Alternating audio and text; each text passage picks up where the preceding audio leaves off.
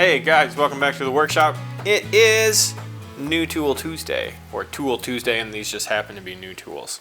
So while we're waiting for a bunch of epoxy to dry, while I've been milling stuff the last couple days, I found these two awesome book-matched oak slabs that came out, and they are gorgeous.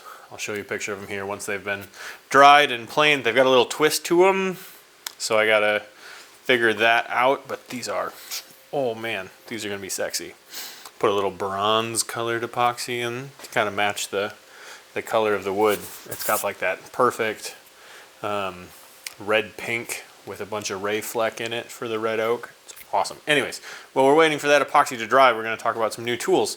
So as you know, Glenn and I recently went to North House Folk School in Grand Marais, way up north. This happens to be north, so I am actually gesticulating in the correct direction. I came home, we took the class, and I came home and I've been wanting to build a timber frame outbuilding here on the farm. I really, really want to build a timber frame house for Megan and myself someday. So we've got a couple buildings that we're going to build first to cut our teeth and get some experience. But we needed some equipment to do that. So first up is the Timber Frame HQ layout guide. So it gives you common dimensions. One, this thing's beefy. It's got an aluminum fence, but this is stainless steel. And it is what, 12 inches square? It's solid. One side has whole inches. The other side has half inches. So each one of these, so this is like 9.5 inches, 8.5 inches, 7.5 inches, 6.5 inches, 5.5, 4.5, 3.5, 2.5, 1.5, half inch.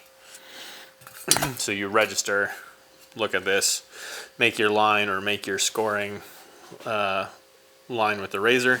The cool thing about this over the standard Bornemann gauge is that it also has 1/4 inch indentations, which, you know, you just put your pencil in and move your guide. That's cool. You can also use, what you do with just a regular Bornemann guide is you use a 1/4 inch piece of masonite behind the fence to change your dimension. This also has the measured dimensions to this edge. So this edge is 1.5 inches thick, whereas this edge is 2.5 inches thick. What else can this do? Has some common fraction to decimal conversions. Oh, that's handy. And that's one of the things that I am always, I am absolutely always Googling on my phone. Is like, what is this fraction in decimals? Because I can't do that math. Oh, it has a protractor. This outside one is a protractor, so you can put it here and just kind of like a speed square, you can rake it out and help you lay out an angle. That's on both sides. Same fraction to decimals. That's handy. Super nice. Thank you. That's thank you for making a cool tool, not thank you for sending me a thing for free. I paid full price for this, and if you go look up how much they are, they're not cheap. But those are nice. The next thing, not necessarily a tool, unless you consider knowledge a weapon. Books. So I got 4 new books on timber framing.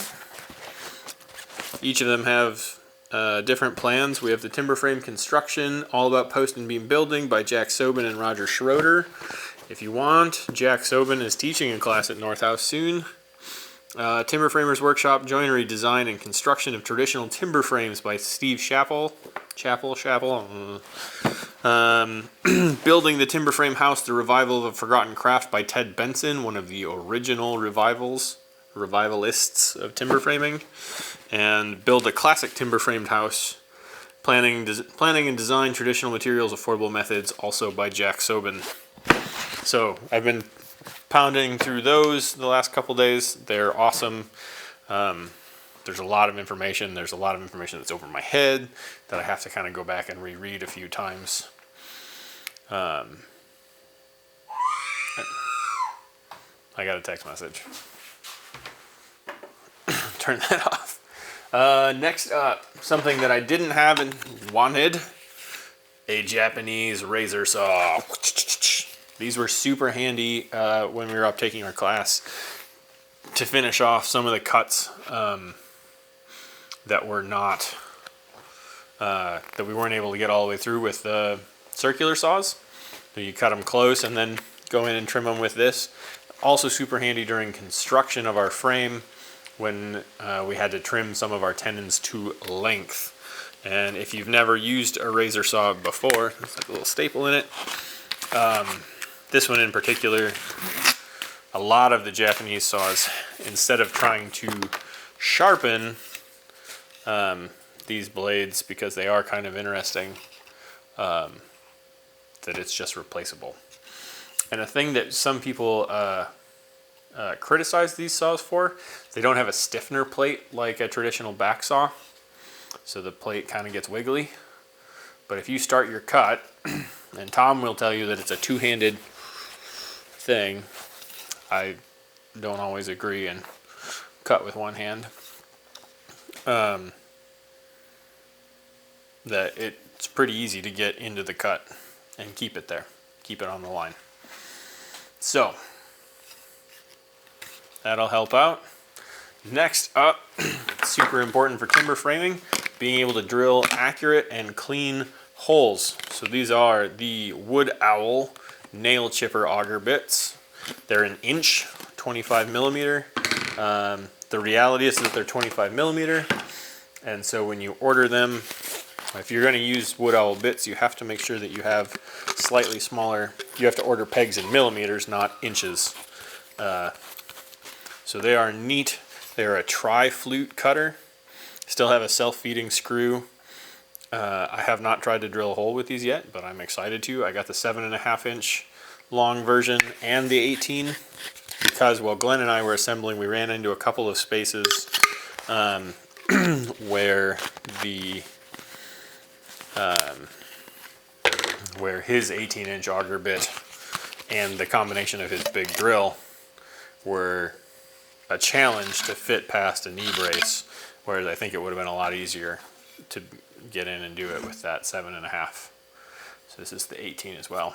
And these are the nail chipper ones, so if you run into any metal in your timbers, these shouldn't have an issue with that. They will just chip right through them. And they're super lightweight. That kind of blows my mind compared to what traditional single flute augers weigh. They're pretty lightweight. And do I have anything else? No. Nope, not yet. Those are the main New Tool Tuesday updates.